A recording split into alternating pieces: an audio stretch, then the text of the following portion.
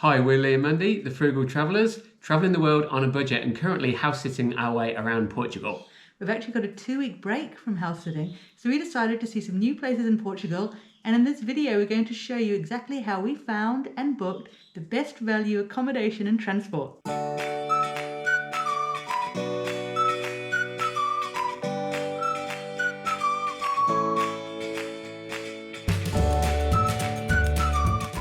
Portugal is such an incredible country. There is so much to see and do, and we've seen quite a bit so far, but there are still a few cities that have eluded us. And so we had like a wish list of about 5 or 6 and decided to find out which ones would be the best value to go and visit.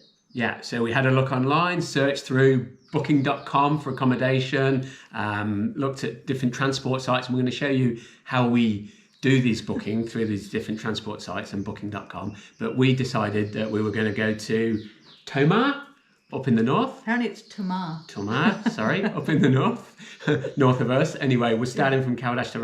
We're going up to Tomar, then we're going back down to Évora, yes, the capital of the Alto Alentejo, to the south of us, and then all the way down to Faro. Yay, back to the Algarve. Lee loves the Algarve. Like, we left Portimao last July, so it's going to be really cool to go back. Yeah, and then all the way back up to Caldas for our next house sit. Yes, so like we're really excited. I mean, this video, like, it's about Portugal, got some places in Portugal, but this is what we actually do when we're looking for like accommodation and transport in any city, in any country. So we thought it would be a really good opportunity to show you exactly our process. Yeah, you know what I mean? A lot of people have asked, how do you do it? How do you find the cheapest accommodation? How do you find the cheapest buses or trains? And how do you compare? So we'll talk you through what we're doing. Yes. One thing we also have to note is, like, we've been in Portugal for quite a while now, and being here during COVID, things were closed. And so there weren't many tourists around, and prices were, we've realised, extremely low. Also, like in the low season as well, being here over winter. Because now coming into it in, like, looking for May and June, the prices were so high. Yeah, far out. Back during COVID times, we were paying as little as 13 euros for an apartment in the Algarve. Now it's pushing up to around the 30 euros for a double room for the night. Well, even in Lisbon, because we thought about going back to Lisbon for a few days, or Porto, because we love both of those cities, but we were paying 17 euros a night, like in November 2020, and I think now the cheapest double room is 35 euros a night. Yeah. So how do we find the cheapest? We'll show you. So we're going to start first with accommodation, because basically we had a look around to see where the cheapest places were to stay, and then planned our trip around that. There were places we wanted to go to, but certain places were a lot more expensive for accommodation. Yes, and one thing we do have to say, like with Portugal, when it comes to transport, because like we looked for the cheapest accommodation, but then we also looked at how to get there. And in Portugal itself, it's not necessarily the distance that determines the cost of the transport, but the demand. But we'll cover more about that in the transport section later, because in case you're new to our channel and you don't know us, we try to stick to a budget of around, let's say, 20 euros a day. Like between 20 and 25 which American isn't a lot day. in Europe, so you've got to be smart about how you plan your things to do. Exactly. Yeah. So when it came to booking accommodation, we tend to use 2 sites mainly. We use booking.com and we use Airbnb. Airbnb, I don't know, because they've got that really high service charge and they've got a cleaning charge. For short stays, it's not so good. For longer stays, it's better. Yes, definitely. Yeah. So we went straight to booking.com, trusty booking.com. Yeah. Yeah. And the trick with booking.com is you search for where you want to stay. But if you really want to find the cheapest places in Portugal, just search for Portugal, put in some dates, whatever dates you want to go to, and see what it comes up with. There'll be thousands and thousands of properties. Then you go to search for price, lowest first, and it will come up the lowest price properties for the whole of Portugal, you know, and but we do that for separate places, and we did that for all the places that we're going to. Yes. In Tomar, we booked the Templar Secrets house, which is looks like a really good place. It's a little bit out of town, but a 10-15 minute walk, which we can handle no problem. It was the cheapest double room in town, so it was a no-brainer, and that was 21 euros per night. So 150 euros for 7 nights in Tomar, which is pretty good for the 2 of us. It was actually the cheapest double room in the whole of Portugal when Lee put the dates in for like Was it? mid-May. Yeah. Oh, wow, It okay. comes up the cheapest, Yes, which was like really bonus. cool. And I'm looking at the screen now, and it's got a review rating of 8.4, which is very good on Booking. It's worth looking at the reviews. You have to take them with a pinch of salt. Sometimes people, criticize a very cheap place for basic things. Yes. When you book in the cheapest place in town, you're going to expect like not 5-star accommodation. So, Exactly. yeah, take it with a pinch of salt. Definitely, because like the Evora one, like there's a breakfast supplied. Apparently, it's a very simple breakfast, but it's very, it's a very, very cheap place. But someone complained that they had to wash their own dishes afterwards. You know what I mean? And other people complained that there is no lift, stairs, and yes, just remember, budget accommodation. There's a reason for it. Yeah. So the one in Everett actually is the Hostel Raimundo. So this is a good thing. Staying in a hostel, we like to do that for the communal side of things. We get a double room, so we're not in a dormitory, and we get the best of both worlds. We have some privacy for ourselves, but also the fun of the hostel world. Yeah, meeting other travellers and talking to people about where they've been and where they're going and what they can recommend. It's actually in Cascais, when we did the workaway at the hostel there, the 2 best recommendations we had for food was from one of the guests who'd been there for a while, which was absolutely brilliant. The Hostel Raimundo is like smack bang in the middle of Evora, which we're really quite happy about because the city centre looks really exciting to look around. So we're excited about that. And we're going to be making videos in these places. So look out for the videos and we'll show you exactly what these places tend to be like. Yeah. This gets an 8.1, which is also a good recommendation. So we've got high expectations, Hostel Raimundo. The Hostel Raimundo in Everett is going to cost us €150 for 5 nights, so that's €30 per night. And so now it comes to Faro. Like Lee really wanted to go back to the Algarve, as I said before. It was really cold when we were booking things, and I was like, I've had enough of the cold weather. I want to go somewhere warm. Let's go to the Algarve. So we haven't been to Faro before. We're excited about it. Yeah, definitely. Yeah. So into booking.com for this one, Lee put Algarve. And so it brought up all of, then he searched it again by lowest price. Yeah. And it brought up loads in Lagos and in Albufeira. Yeah. Well, we've been to Lagos on a day trip and we've been to the Albufeira bus station. And we wanted to see something new and different. So Faro seems a good option. Yeah. It's a long way from the beach, so we might have to trek a bit to get to the beach. Yeah. But I'm sure we can manage that. Definitely. We love going for long walks. So we found the Malaya Budget Malaya Budget Hostel, which is the cheapest in town by a long shot, isn't it, for a double room? It only gets 6.3 on the reviews, and a lot of reviews are pretty not that pleasant, shall we say. No. Some people are saying very, very basic. They wouldn't go back there. So we've still booked it because we like to try these things, and it'll be interesting to show you what the Malaya Budget Hostel is like. Exactly. Hopefully we can give you a good report. So the Malaya Budget Hostel is going to cost us €28 per night, €141 for 5 nights. So the total cost for our accommodation for 17 nights in Portugal is €441. So looking at transport now, how did we book our transport around Portugal?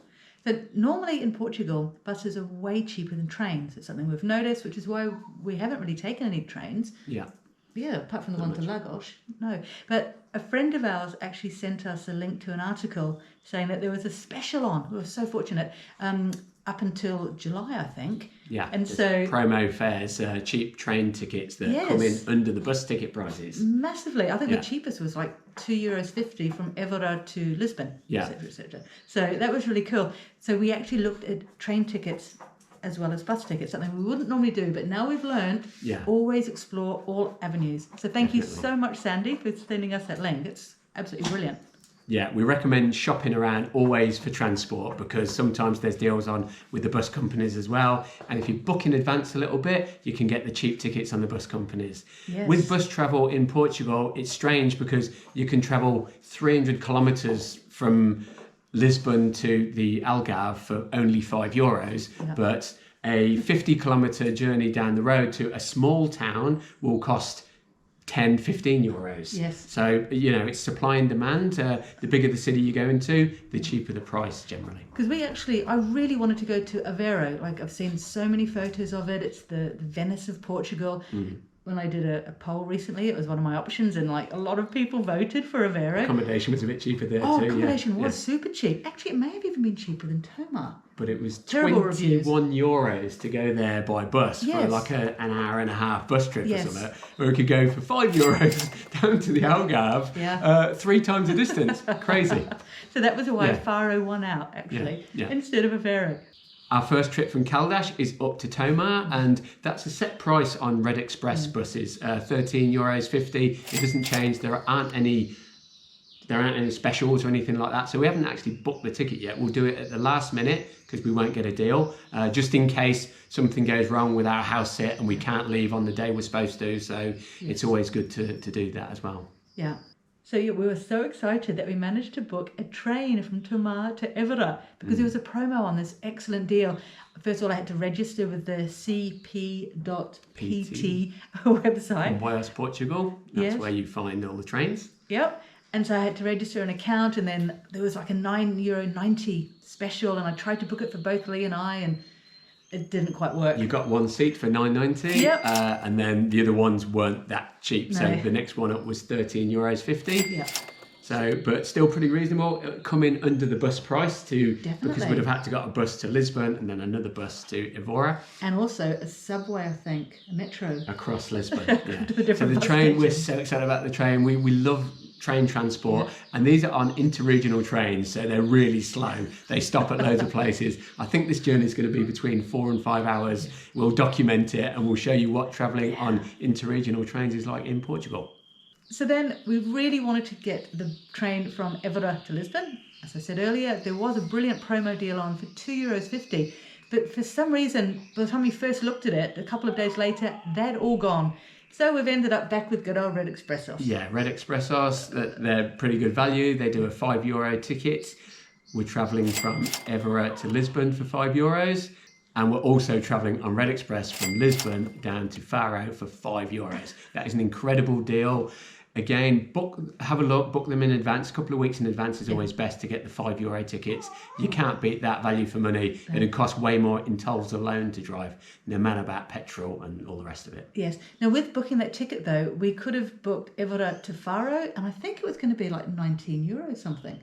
But because we booked the ticket separately, it's cheaper. That's how we got the €5 specials, which is actually in the very back row as well. Like, I think they only sell a couple of seats for that, and it's the very back row. Hopefully we'll be able to move. But just be careful when you do that to make sure that you're arriving to and leaving from the same station. Yeah. This is to and from Sete Rios. Yeah, when you go through Lisbon, some buses go out of Orient bus station and some out of Sete Rios. And if you've got to transfer from one to the other, you've got to take a metro, change stations. Yeah. It's a bit of a kerfuffle, so try and get in and out of the same bus station. Makes life a lot easier. So then from Faro to Lisbon, like I had a look, and there were a few €5 promotions, but I think it was like 6:40 in the morning and 8 o'clock at night. Mm-hmm. So then Lee reminded me of our old buddy. Flixbus. Yeah, Flixbus travel around to a lot of places in Portugal, and they do a €4.99 ticket from Faro to Lisbon, and there's about 4 or 5 buses a day, so that's a really good option. Yep. They go into Orient bus station as well, and the Red Express bus from Lisbon to Caldas is also out of Orient. So again, in and out of the same bus station makes life a lot easier. We've done it with about a 2-hour transfer, just in case there's any problems. You don't want to be late and miss the other bus. So if you can get yourself a bit of a transfer window in, it's time to like relax and have a bit of lunch and have a look around as well in between buses, rather than doing it too stressfully and changing with a 30-minute changeover or something. Definitely. And I really love Orient Station. I mean, because one thing is we know that there are free toilets there. Now, it may sound daft, but Sete Rios, 50 cents. I don't know why. Also at Orient, there's like a big shopping centre and stuff like that, so you can go and find yourself a supermarket and get some cheap food for a budget lunch en route as well. Yes, at Sete Rios there is a Lidl. There is as well, yeah. Yes, but no free there's toilet. Always those options. So looking at our tickets, the only ones that aren't actually on special are the ones from Cartagena to Tomar. Yeah, for $13.50. Cool. Otherwise, all the bus tickets are €5 specials. It's fantastic. We're going to do a big lap of Portugal pretty much, going to 5 different destinations, including getting back to Caldas, and it's going to cost us €45.20 each. That is bagging travel. Definitely. And we've just checked on the Red Express app, and the promo tickets come up 3 weeks in advance. Actually, I think it's all tickets come up 3 weeks in advance. Okay, yeah. So if you time it around that time, you'll get the cheap ones. The cheap ones do sell out fast, and then you're going to end up paying a little bit more. So remember to keep watching, because we're going to show you exactly how things go with the transport and the accommodation, and also to find, you know, the best value restaurants and to the sites that we're going to see. We're going to explore these places in depth. So come along with us on our journey and see what they're like. So please like, subscribe, and comment below. And share this with your friends, because it'll really help our channel grow. My favourite rhyme. Thanks very much for watching. See you in the next one. Bye. Bye.